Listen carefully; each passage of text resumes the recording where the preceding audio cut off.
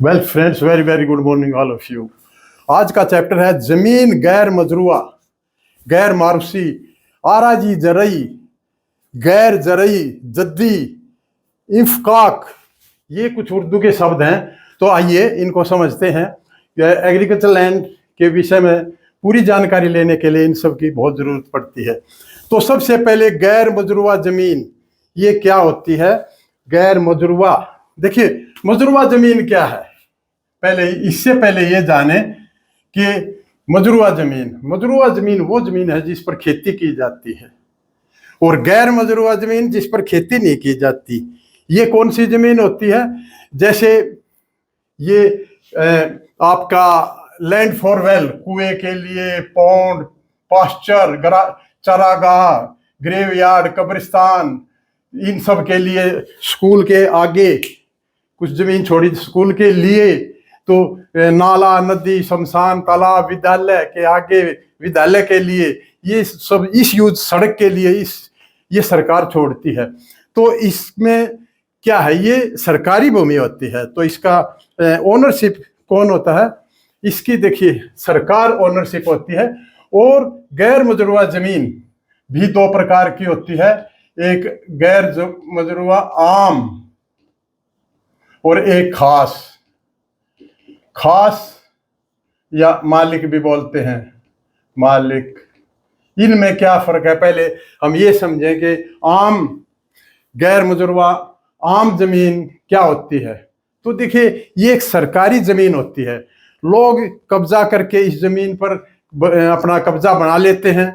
सरकार जरूरत पड़ने पर इसको कभी भी खाली करा सकती है, और इसमें कोई मुआवजा भी नहीं दिया जाता है। इसका सेटलमेंट नहीं हो सकता है कि भाई बंदोबस्त ये हो जाए कि कल को उसको सरकार कुछ पैसे लेके या उसको खतियान में चढ़ा के कर दे। ऐसा आम जमीन टोटली सरकारी जमीन होती है, और इसका ना म्यूटेशन चढ़ सकता है, ना इसकी सेल परचेज हो सकती है। अब खास मजरूआ खास, गैर मजरूआ खास क्या होती है? ऐसी जमीन जो जमींदार प्रथा जब समाप्त हुई तो सरकार ने अपने हाथ में वो जमीन ली थी।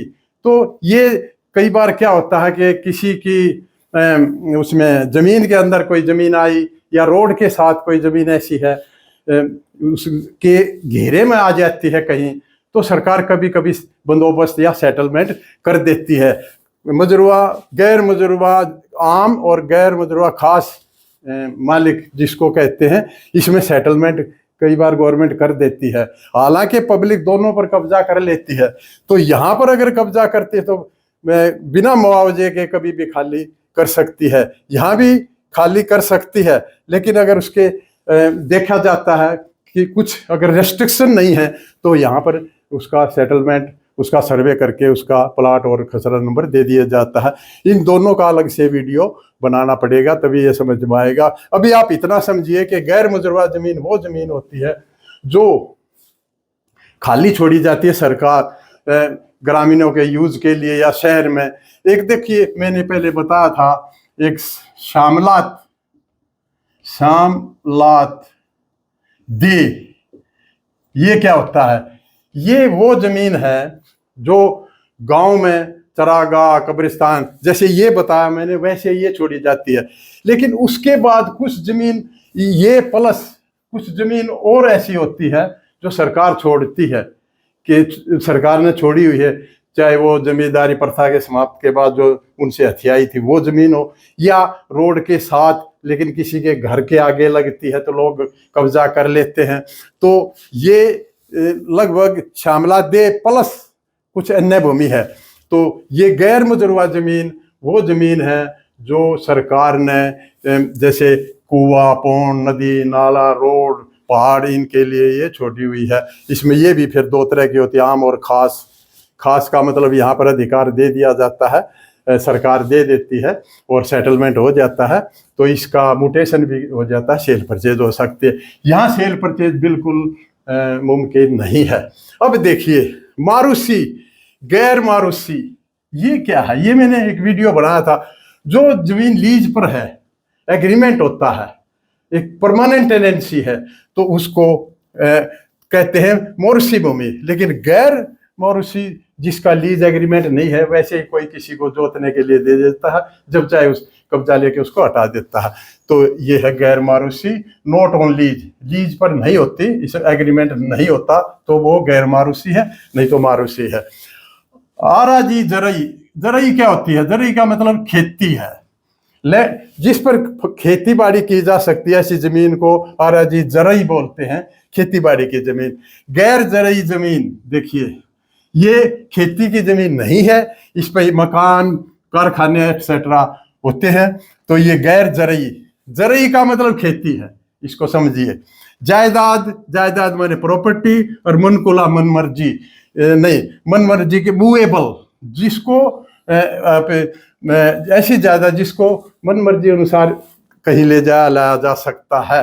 मूवेबल एसेट्स, एक स्थान से दूसरे स्थान पर जिस प्रॉपर्टी को ले जाया जा सके वो है मनकुला जायदाद। जद्दी, ये एंसेस्ट्रल प्रॉपर्टी होती है, पैतृक भूमि।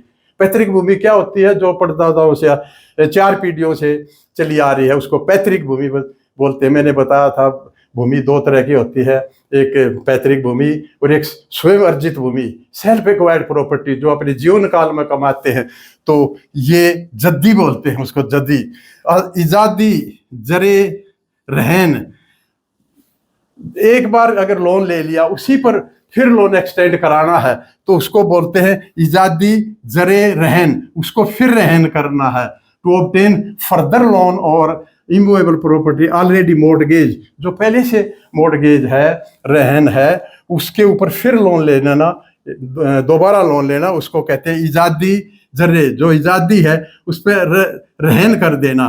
गैर मुमकिन, गैर मुमकिन का मतलब क्लियर है, बैरन लैंड, जिस पर खेती हो ही नहीं सकती, बैरन लैंड है।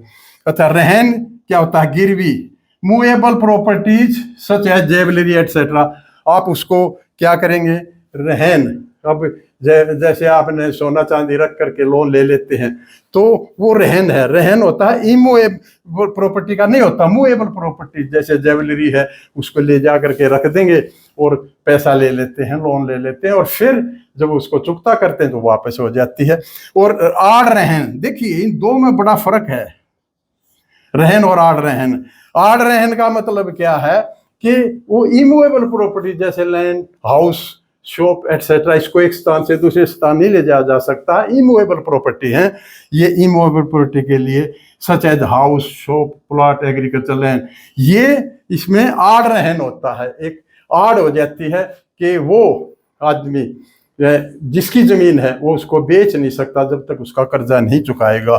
तो आड़ रहन और रहन में फर्क है, ये मूवेबल एसेट्स पे एप्लीकेबल है, ये इमूवेबल पे। इंफकाक, कुकर रहन, ये क्या है? कुकर रहन, रहन कुकर, यानी इंफकाक हो गया। इसका मतलब है कि प्रॉपर्टी को वापस ले लेना, जिससे लोन लेने के लिए जिसके पास गिरवी रखी थी, जब उसका पैसा चुकता होता है तो ये लोन लेने वाले का राइट है कि उसको रिडीम करे, वापस ले सकता है, रिडेम्पशन ऑफ लैंड या जो भी है वो हो सकता है।